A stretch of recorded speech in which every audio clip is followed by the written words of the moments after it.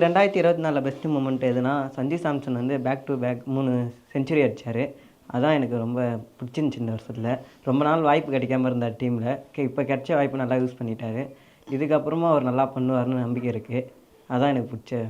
அப்புறம் அது மட்டும் இல்லாமல் ராஜஸ்தான் ராயல்ஸில் வந்து இப்போ ஒரு 13 வயசு பையனை ஐபிஎல்லில் பிக் பண்ணியிருந்தாங்க. அது பெஸ்ட்டு மூமெண்ட்டாக இருந்துச்சு. எங்கள் வீட்டில் என்ன சின்ன வயசுலேயே விட்டுருந்தாங்கன்னா நானும் போயிருப்பேன். முடியலடா. எனக்கு 2024ஓட பெஸ்ட் மூமெண்ட் எது அப்படின்னா, ஸ்போர்ட்ஸ் சைட ஒரு பிளேயரை பற்றி நான் சொல்கிறேன். Jersey number 7. உடனே தோனின்னு நினைக்காதீங்க, நான் சொல்கிறது ரொனால்டோ பற்றி.